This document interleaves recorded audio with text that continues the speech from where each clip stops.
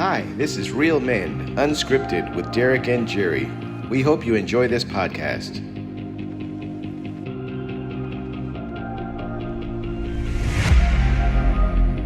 All right, welcome to Real Men Unscripted with Derek, and I'm saying Jerry because he's off to the side right now. Hey! So he said, hey. He's helping recording because today we have some guests, some friends of ours, and we're really excited to have John and Celia Jimenez on our podcast. You guys are our first people on here. Yay. Thank you. Huh? So, John's going to be laughing. So, John, you wore your Niners hat, and so I guess you're pretty excited about this weekend, huh? Yeah.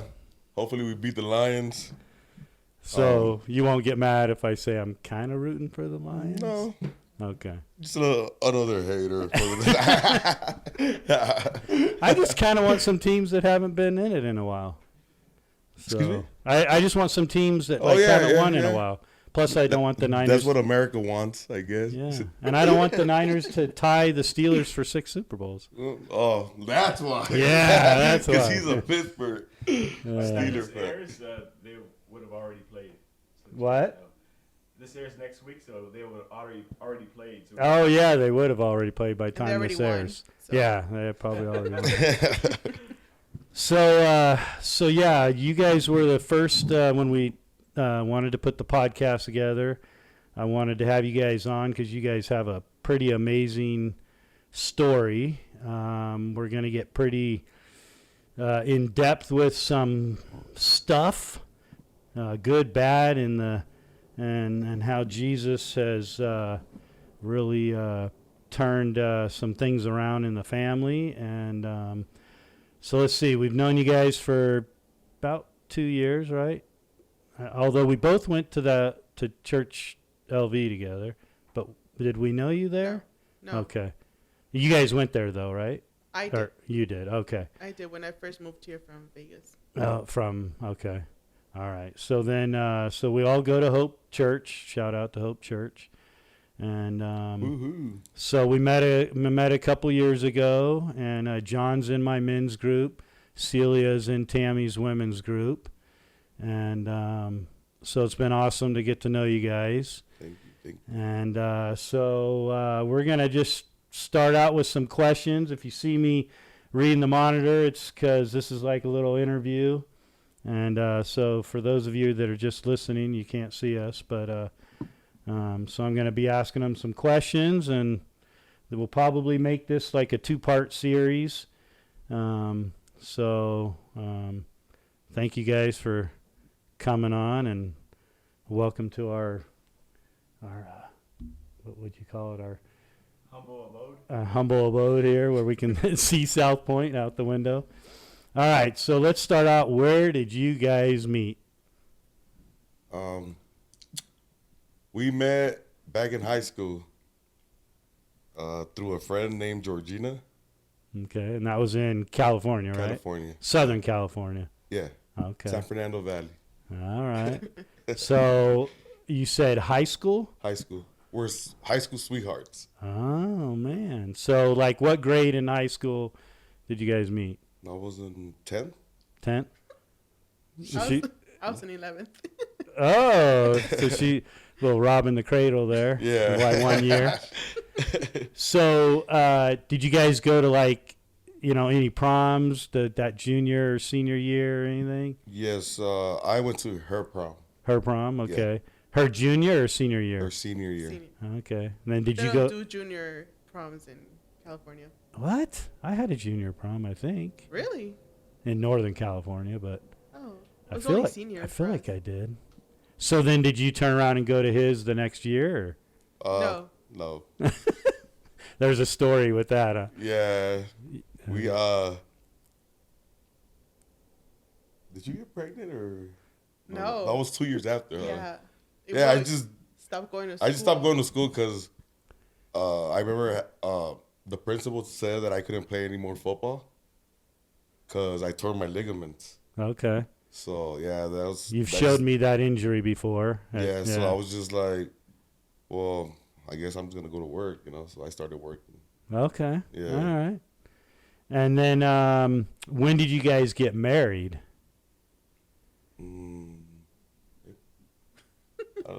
It was in 2006. Okay. Some of these questions are probably just going to be it's we haven't been asked that yeah. years. So because we've been together 20 plus years. Yeah. Yeah. So. Okay. So 2006 you got married. Yeah. Okay. All right. And you guys have kids, beautiful daughters. We got Yeah, three we daughters. have 3 girls. Okay. And they're like 18, 16. Valerie's 19. 19. Giselle's 15, and Gracie's 9. Okay. Yeah. And then is that a girl dog or a boy dog? 2 boy dogs. Oh, okay. So you're not the only boy in the family. No. Okay. All right. And then what brought you guys to Vegas when you guys left California to come here? And what year did you guys come here? We came here the weekend of the pandemic shutdown. It was exactly that weekend. Wow. So the March of 2020, huh? Yeah, I remember very well because we came with no, toiletries or groceries or anything, and it was so hard to get that here. Wow. So and you put it all in a car and just like whatever you had, you drove a car here or you all? No, we had already made a couple of trips to come drop off some things from California. And so you guys already had a place here? Yeah. Mm-hmm. Yeah. Okay. Yeah. I made sure we had an apartment before we moved over here. And work, like you were already one of you or both when of you? I moved here, I had 2 scheduled interviews and 1 job offer. Okay. But because of the pandemic, they withdrew those offers and those interviews were canceled. Oh, wow. Until further notice. So how did you guys get by at that beginning stages here? God's so good, it's just how he had a plan for everything. So I was approved my unemployment right away. My previous employer approved it to go in, they closed the company because of that time. So they approved my unemployment and I was able to survive with it. And at that time, I think they were giving like ridiculous amount of money per week. So you were getting that plus the extra. Okay. So it's like God just literally overflowed my cup. Nice. Okay. And then and you both came at that same time? No. Okay. So my next question was, at some point, I know John was gone or out of the picture or however, I don't know. I don't want to put words to make sure I get it right. But at some point, John wasn't in the house. Mm-hmm. So why don't you talk about when he left and how, since obviously he wasn't with you when you guys moved here, how all that transpired?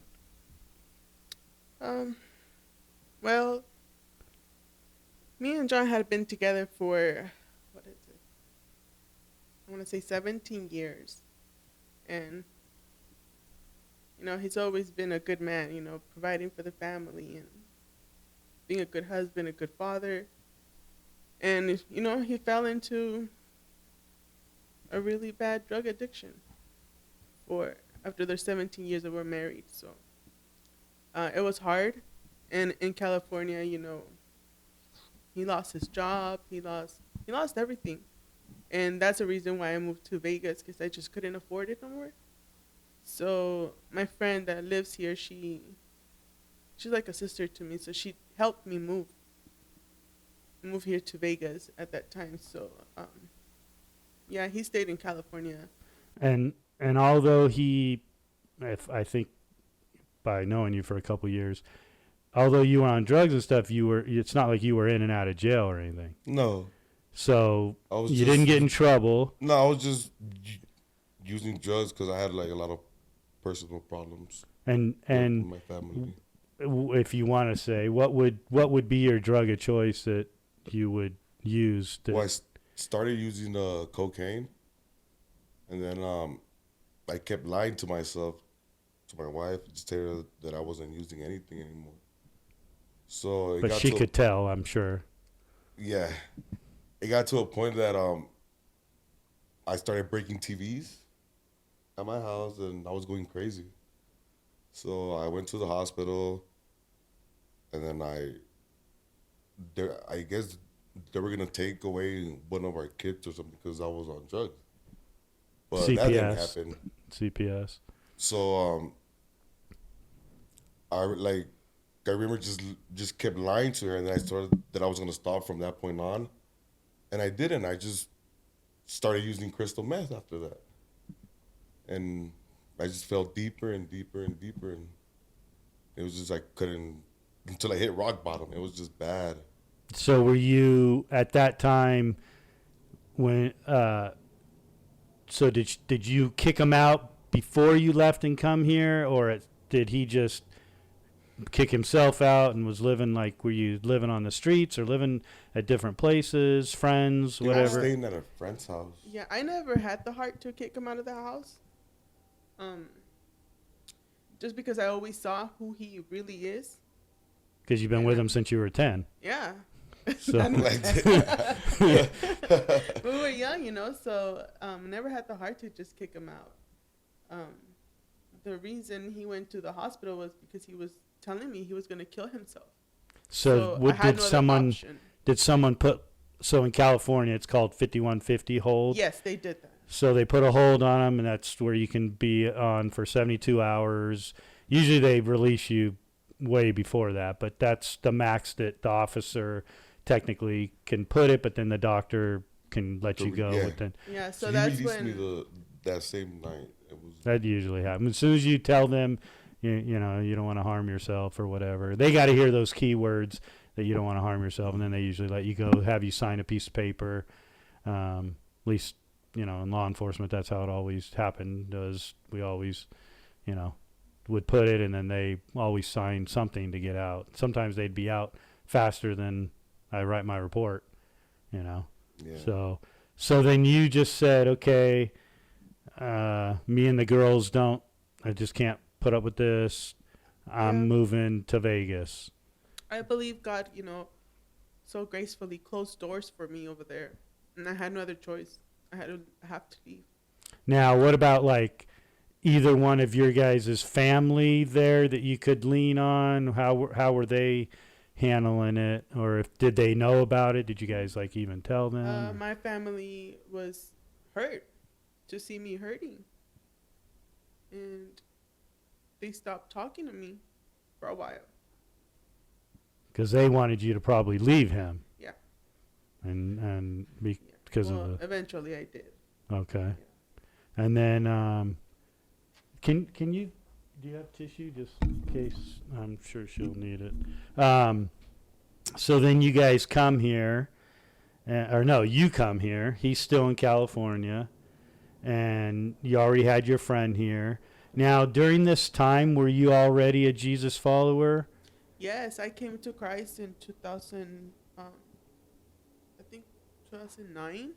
Okay. Well, I was going to church every Sunday. I never really, built a relationship with Jesus at that time until I went to my encounter in 2015. That's when I really, when it changed my life, And I remember my friend told me, you're on fire for Christ, and, He's preparing you for something, and you're going to be fine. And the church you were going to in California, what type of church was that? It was a non-denominational church, Okay. Shepherd Church in Chatsworth. Okay, so that probably having that faith, would you say having that during this whole time really helped you and your family, or? Yeah, that was the hardest thing of leaving, was my church family and just church, where I found who Jesus is. Because I grew up in a Christian home, but my mom would take us to church, and I think it was a Pentecostal church. Okay. So it kind of pushed me away from all of that. I mean, when I was in high school and I met him, I was like, I don't believe in God. There's no such thing. And we know he didn't, And right? yeah, he didn't. And yeah, and I remember one night my daughters were asleep and they called me in the room and they're like, "We're scared, we can't sleep." And I said, "Well, don't be scared, you know, Jesus is here. He's everywhere." And they're like, "No, he's not.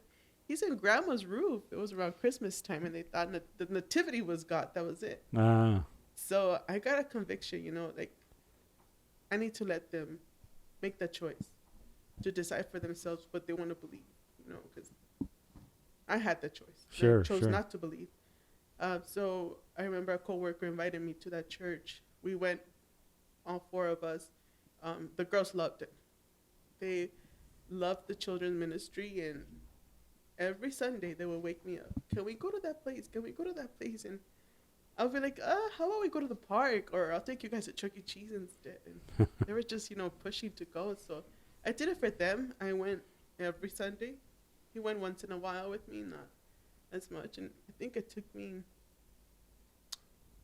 4 years before I ended up going to my retreat and fully giving my life to Christ no, and that was in 2015. in 2015. Yeah. 2015. And then, so then you're here with your friend. She found you a place. You move, you and the girls. And how long are you here before John comes back in the picture? Or? He came back a few months after because he didn't have anywhere to stay over there. And I felt bad. So I let him come back. He told me he was okay. I've never been around anybody who was in drugs. So I don't know how they acted. I didn't know anything. I was oblivious to it. And when he went to the hospital, that's when the doctor confirmed to me that that's what he had in his system. And I had no other choice but to believe it. I mean, everybody would tell me he's on something. I'm like, no, he's not. He wouldn't. Because you kept telling her you weren't. But I kept lying, just kept lying to her, to myself. It just kept going deeper into it. And you did you guys have any friends that like would notice that John was probably on something, or just I just none of wouldn't them believe really? it. Okay. You didn't want to probably believe I it. didn't want to believe it. I mean, I met him since he was, 17, and I would have never thought he would do something like that. Like I said, he was a good dad, a good husband. Now, so don't want to be, don't want to get too. When he was on drugs, you said you broke TVs or anything. Did you ever was there any domestic, or No. he never No, was abusive towards you? He never did. It was more of he would scare me a lot. He would say he would see things. People were following him. That was the most scary part of it. I mean, yeah, he wouldn't break it in front of the kids and break things, but he would try to open up the stuff to see what's inside, because there was cameras in there or something. So that's how So the paranoia. It was the drugs. It was. I think even the outlets too. I don't wish that on anybody. Just stay away from that. Yeah. Wow. I saw a lot of things and hearing things and I was like, it's crazy. It was just, it's like the devil. It's like the devil. You just see the devil. Yeah. It's bad. And then at some point, while you guys are here, you end up in Mexico, right? At some point Well, yeah, I come here and I try to get myself back on my feet, but you're in Vegas, So you found drugs in California. I found drugs in Vegas. And then when you moved to Vegas, and it's just you ended up finding. You're in Sin City, so I was like, it's easy. You just go party it up, and that's what I did. And then eventually, I just couldn't take it anymore. I was out just running the streets. And you had no idea. I just decided to call her and just tell her if she could just take me back to California so I could go to Mexico, because I wanted to get better. And I go to Mexico.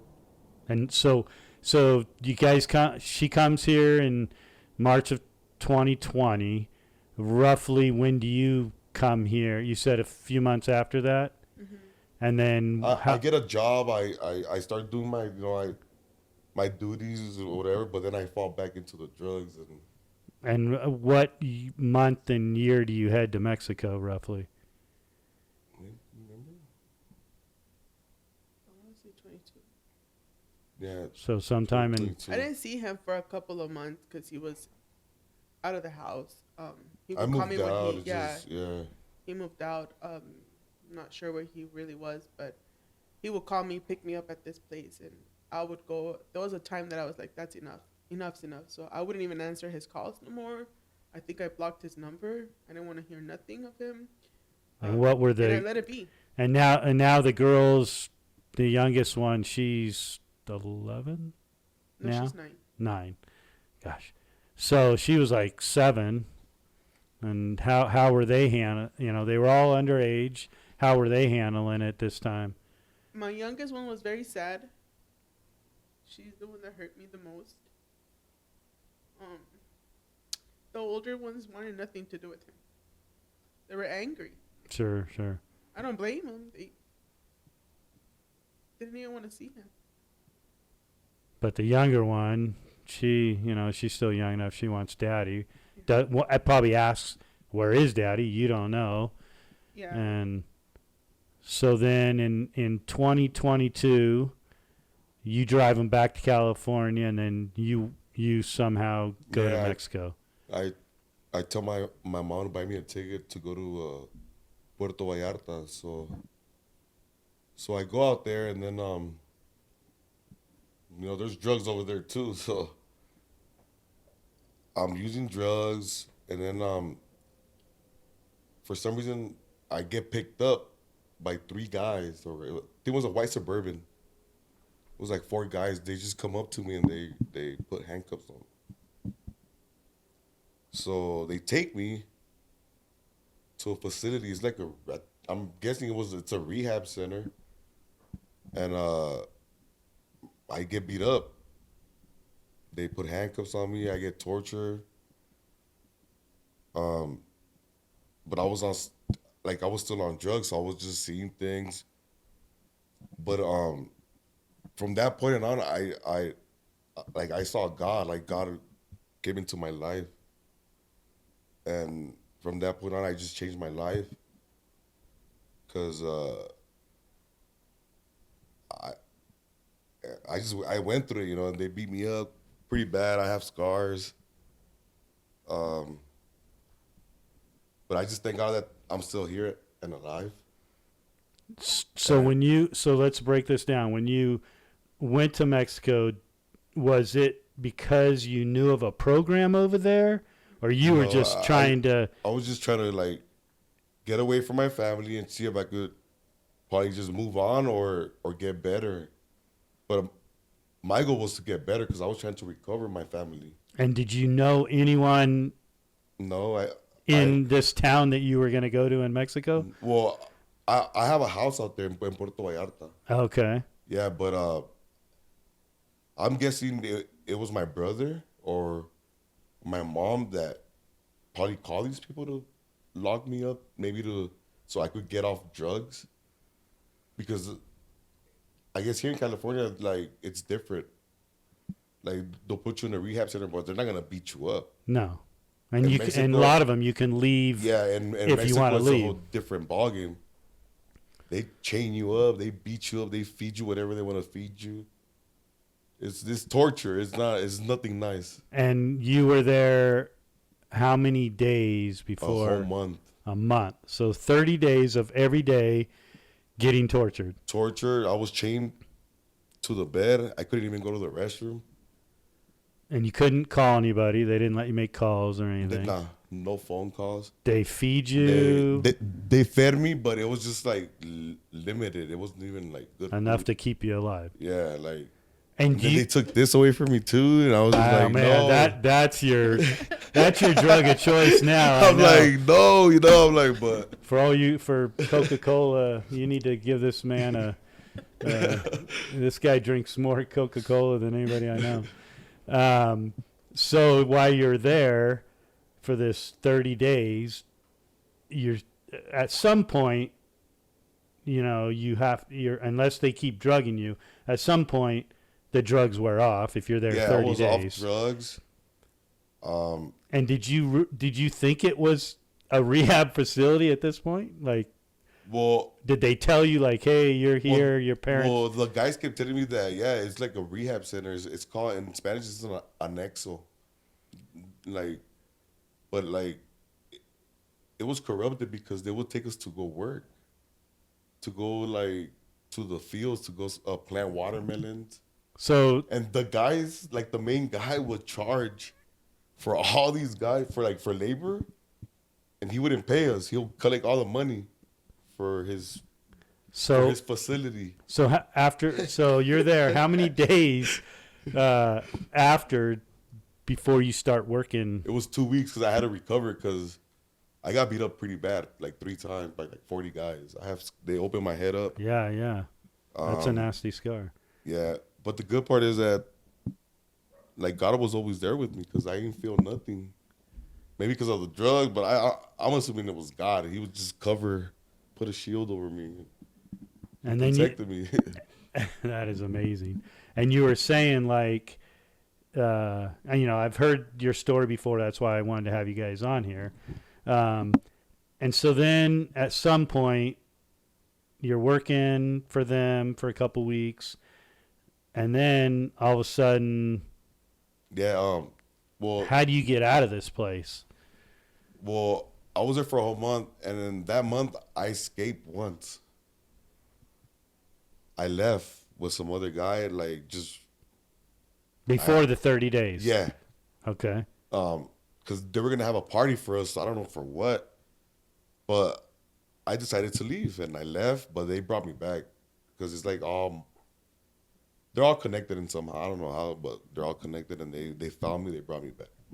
So did you get a bigger torture because you left and came back, or? Yeah, they chained me up again because after the 2 weeks, they took off the chains, so I was free. I would be able to walk normal, but no, they put the chains back, so they didn't trust me anymore.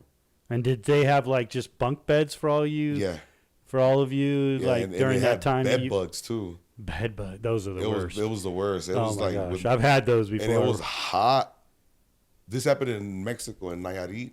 It was just, it's bad. It's just bad. Mosquitoes, and it was just torture. Like, it's just bad. Now, Celia, during this time, do you know that he's in Mexico? Yeah. Like, did the family say, "Hey, he wants to go to Mexico. I dropped him off." Did she tell you that he's gone to rehab, or that he just wanted to move to Mexico? She had told me that he was going to go to Mexico. And I said, okay, as long as he's not here, just because we just didn't want him to come back to the house.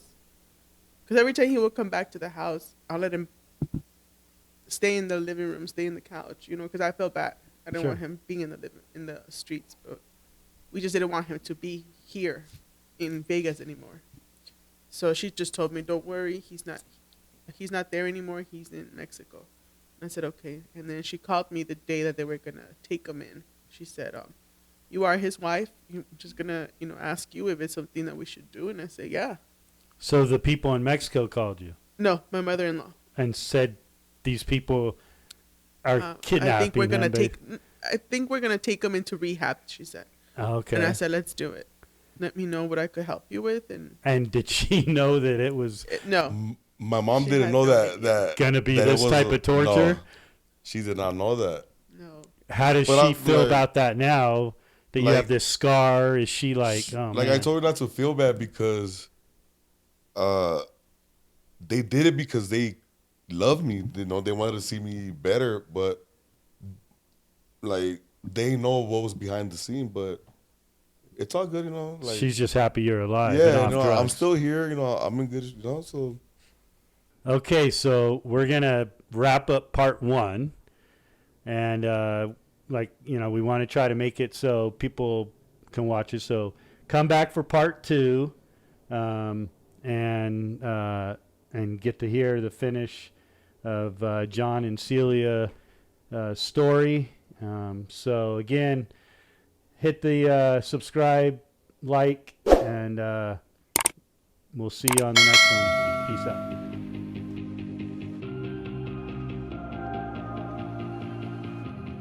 Thank you for listening to Real Men Unscripted with Derek and Jerry.